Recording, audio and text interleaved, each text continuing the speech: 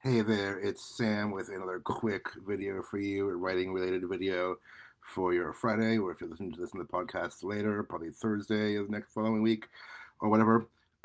It's the end of the month. It's January 28th now, I think. Can you believe we're already a month into 2022? And usually the end of the month or some part in the later part of the month, I give my monthly book review. And I've been trying to read usually two books a month, one fiction, one nonfiction. And I know to some of you that's not much at all. To some of you, it's a lot. I'm busy these days, a lot more than I used to be. So that's about where I am right now. Sometimes three if I get a really short one, but usually two books a month. Um, and I'm talking here on these videos mostly about the fiction. I mean, nonfiction is something I want to pursue also, at least as a reader, maybe as a writer. But I'm trying to enrich myself as a person. I could read fun fiction all day, but I'm trying to read other things to expand my horizons. But here in this video series, I talk primarily about the fiction. So here's my latest read. It is the last, or the last for now, Star Wars Thrawn book by Timothy Zahn. I've talked about these before in one of my videos reviews, and I'll give you some brief context if you're not familiar, but I want to go into the book itself.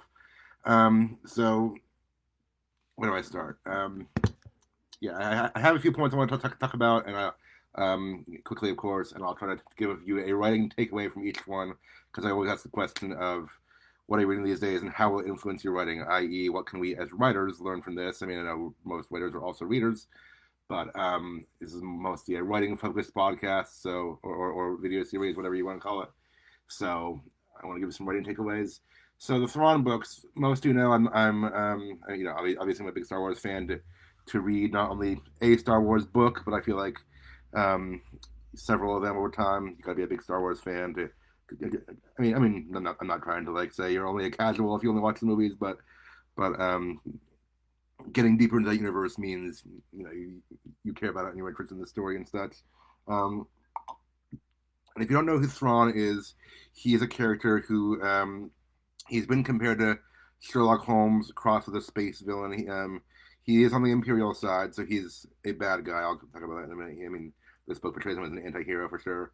But he's he's less of a brutal conqueror like Darth Vader and more of a kind of logical like tactician. So I mean, he believes in order and logic and things like that, and he uses those things.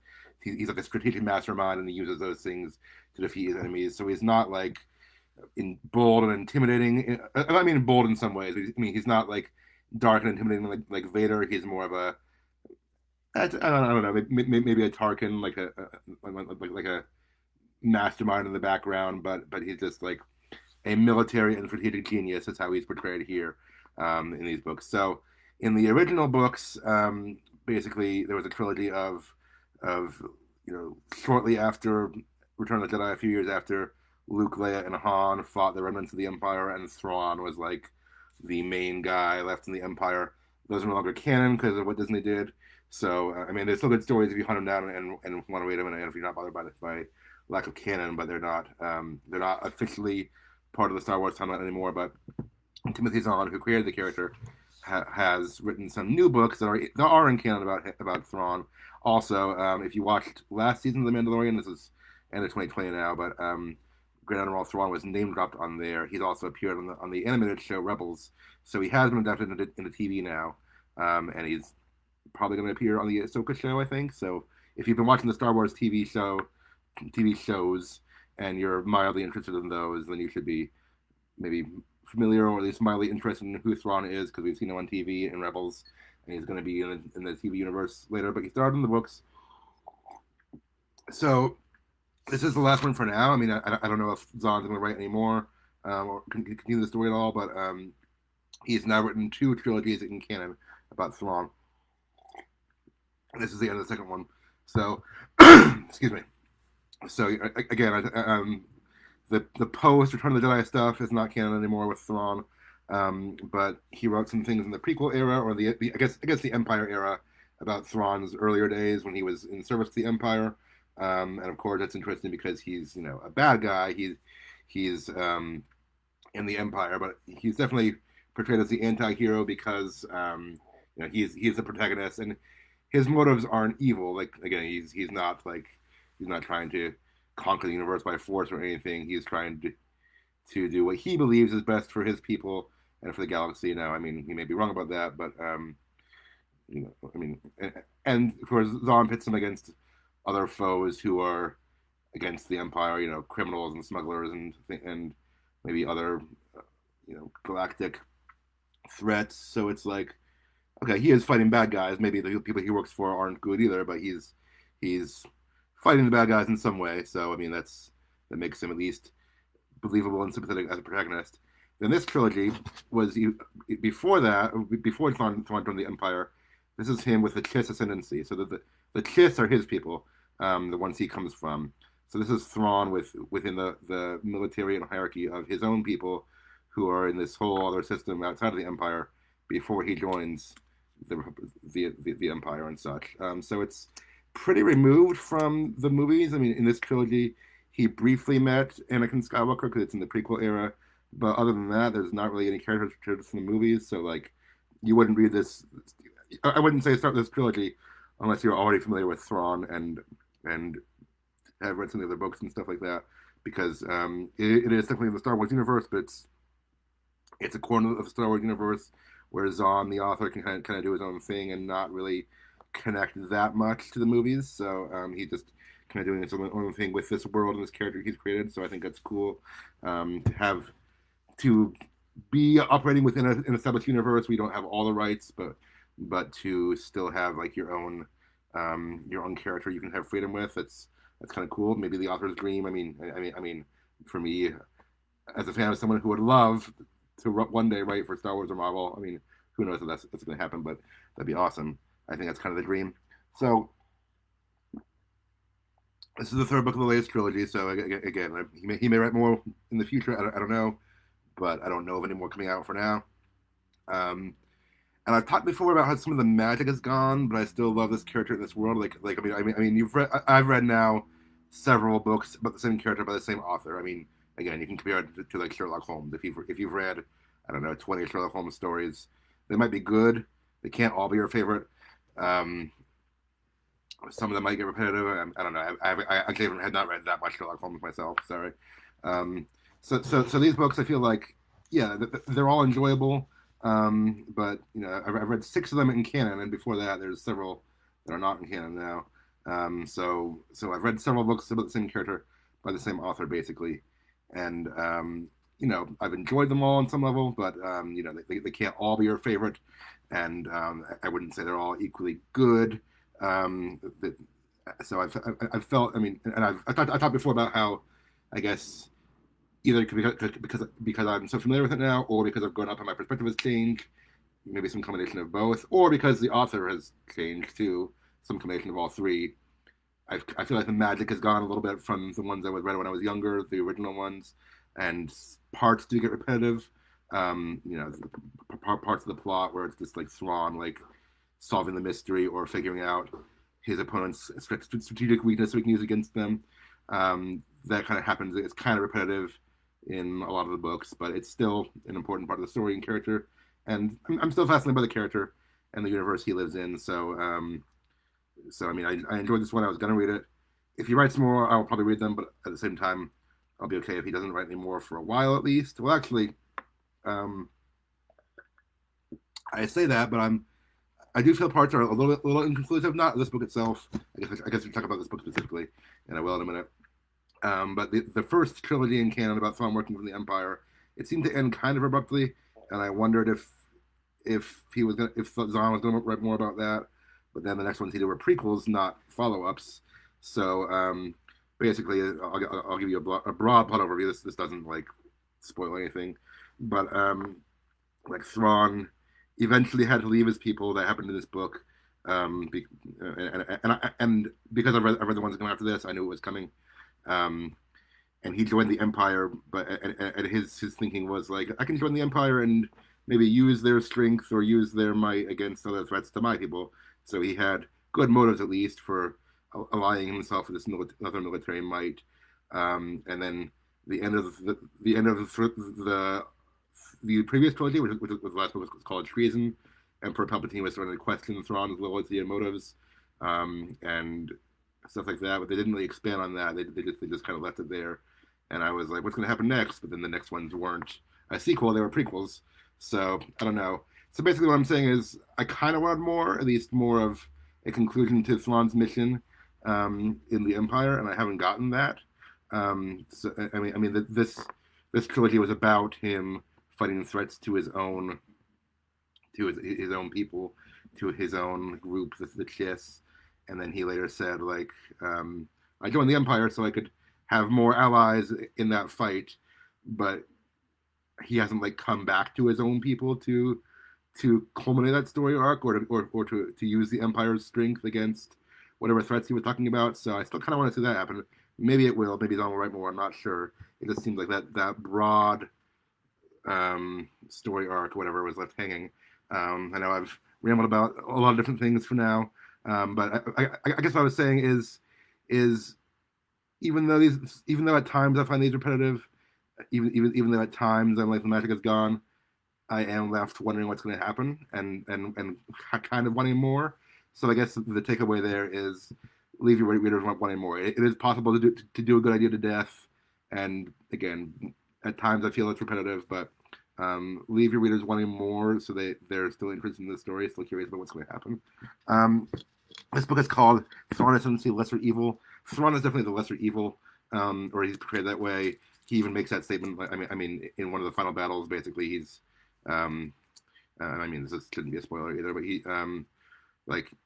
he's fighting a worse bad guy than himself, and he got some other alien groups to be his allies, and he basically, he was monologuing against the other bad guy, and he says, basically, in this instance, they chose to ally with us because we were the lesser evil. So Zahn does lean into that. Like, again, he's not saying Thrawn is a good guy. He's an anti-hero. I mean, in these books, he usually is doing the right thing, or at least he's, doing his best to care for his people under his command and to oppose the threats to his people. So that's, arguably a good thing you can root for in a protagonist, but doesn't mean he's, a moral hero exactly. I wouldn't say he is. But he's the lesser evil. That's why he makes an interesting anti-hero. So I guess when you do write anti-heroes, make them multifaceted. I mean, again, it's interesting that on shows like Rebels and Mandalorian and such, he's the villain, and in some of the other books, he's the villain. But there's now 2 trilogies where he's the protagonist, and he is, a sympathetic, an interesting protagonist who you want to root for. At least I do, because he's a fascinating character and one who has good intentions, even if he doesn't do everything right. I mean, even if he joins the Empire, he at least has good intentions of protecting his people and such. So make your villains and anti-heroes fascinating enough, I guess multifaceted enough to be interesting. I mentioned in my last talk about these, I kind of wanted a little more humanization and backstory from this trilogy. We got some, but not a lot, because Thrawn is this character who, I mean, he's a strategic mastermind. We usually see him as a mastermind, he just kind of knows the answer to the puzzle right away. He's one of those characters who operates largely on, again, like a Sherlock Holmes or something like that, or a Batman maybe. He operates largely on, logic and the detective aspect, but he's smarter than everyone in the room, and we don't usually get like a peek behind that armor, if you will. Like we don't usually get to see him struggling with the answer or with maybe the emotions of what's going on, and we still don't a lot here. I mean, I was kind of hoping his backstory might humanize him more, giving him some more dimension, and for the most part, it didn't. He's he doesn't have strong family ties. He is he is just this military commander. That's the main thing he does in life. That's the main thing he cares about. There is some. I mean, there's a character called Thras, who is his brother, or actually not his blood brother, but they come from the same family, which in this case is more like a clan. They both come from the same broad family group of the Chiss. So they're not blood brothers, but they become brothers. And Thras and Thrawn's friendship is explored in flashbacks only. There are flashback chapters. Minor spoilers, but this was established in the previous book. Thras is dead in the present. He died in some military venture, but he had a friendship with Thrawn. So there are flashbacks that explore some of Thrawn's humanity and some of his friendships. I mean, even if he does friendships differently than we do, maybe as someone who is like has this mastermind strategic mentality, he still takes time to explore his friendships and he still has human relationships. I use the term human loosely because they're aliens, but you know what I mean. He still has familial and friend relationships. They just look different because has a different kind of personality than others do. So they do explore some of his humanity, quote unquote, his relationships. I kind of want more from this trilogy. At the same time, I'm glad that the flashbacks did not overwhelm the main story because there was a subplot told in flashbacks, and it was kind of foreshadowing some things that I'm not sure if they all came to pass. That's also why I'm wondering if there'll be more books that will explain later. But overall, the Thrawn and Thras subplot was done well in the flashbacks, and even though I kind of wanted more of Thrawn's humanity, I'm glad the flashbacks didn't overwhelm the main story. If you've heard any of my story, Fractured Heroes, you know that's something I'm struggling with because I'm trying to tell superhero origins along with the main plot, and a good chunk of my book is flashbacks, and I'm trying to whittle it down. That's another topic for a different day that I'm in an ongoing project of mine, but I'm trying to whittle it down. Anyway, so I might have wanted more emotional impact on some level from Thrawn, but at the same time, Zahn kept his flashbacks in such a way that they did not distract from the main story, and that's good. It helps give the characters some depth while still focusing on the main story, so that's good.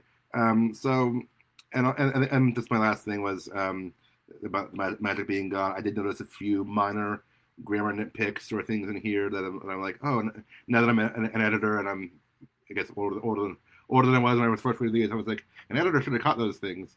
So yeah, I don't know if the author's slipping or if just the magic is gone, or if I'm noticing more since I'm older. Maybe a combination of all three. At the end of the day, still enjoyed it. Still liked it a lot. It's still a character I've stuck with like since high school. A character in a world who I've been reading since high school or longer, even if you think about the broader Star Wars universe. So I'm still gonna read these. I just I grew up. I'm going to feel differently about them than I used to. The author changes over the course of 20 years. He's going to write things differently than he used to. That's just life, I guess.